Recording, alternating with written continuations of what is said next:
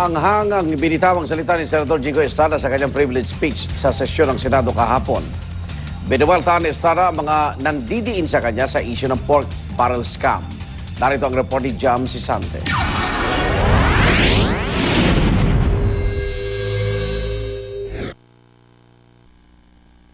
Bakit kaming tatlo lang ang iniimbestigahan?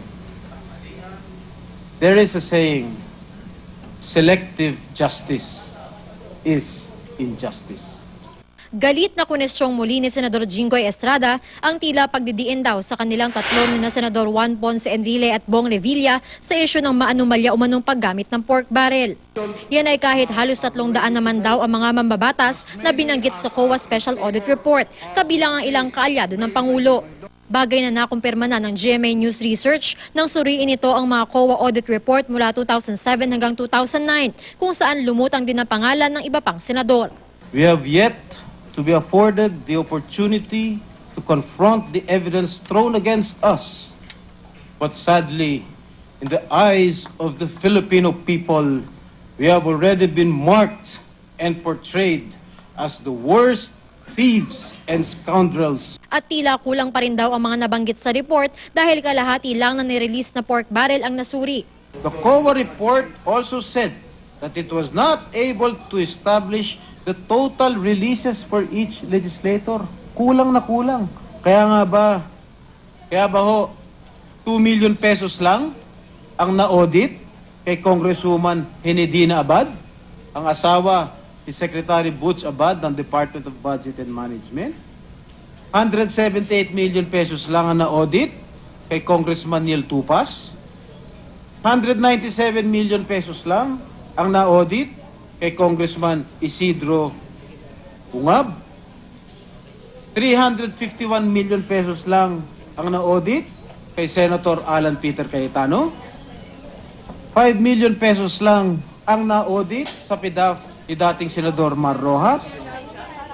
3 million pesos lang ang na-audit kay Senator Antonio Trillanes. Samantala, ang kay Enrile, kay Revilla at kay Estrada ay bunusisi at tiningnan ang kabuuan ng kanilang PDAF. What makes us so special? Chairwoman Grace Pulido Tan. Sagot dito ni Tan, imposible talaga ang kumpletong audit. From his own mouth kanina, ang dami niyang sinabing mga pangalan na hindi sa oposisyon. Na hindi kami selective. Kulang-kulang daw. Kasi kung anong lumabas sa dokumento, 2 million lang yung na-release kay Mrs. Abad, edi 2 million, kung 108 ang na-release kay Tupas, edi 108, we cannot manufacture figures. Inungkat din ni Estrada ang pagtutok lang sa 8 NGO ni Janet Lim Napoles nang humarap si Tan sa Senate Blue Ribbon Committee. Kahit 82 daw ang questionableng NGO na nasilip ng COA. Ang nakakamangha dito, noong ipinababanggit na sa kanya ang iba pang pangalan ng mga mambabatas, tinanong ni Senador Nancy Binay kay Chairwoman Grace Pulido Tan, sino pa ang mga mambabatas na itinutukoy mo sa iyong committee report? Ano ang ginawa ni Chairwoman Grace Pulido Tan? She suddenly excused herself. Biglang nahilo si Chairwoman Grace Pulido Tan at umalis. Pero hindi raw nabanggit sa pagdinig ang mga mambabatas na naglagak ng pork barrel sa mga lokal na pamahalaan kung saan nagkaroon ng mga questionabling transaksyon tulad ni House Majority Leader Boyet Gonzales at dating Anwaray Party List Representative Florencio Bem Noel. Lagi ho siyang wala rito sa ating bansa. Kaya po siguro mukhang hindi nyo natututukan at nababantayan ng husto ang paggawa ng Special Audit Report kasi panay ang biyahe ninyo. We have been going abroad for official business. Hindi lang si Tan, pati raw mga kasamahan niya sa Senate Blue Ribbon Committee, tila sila raw ang dinidikdik.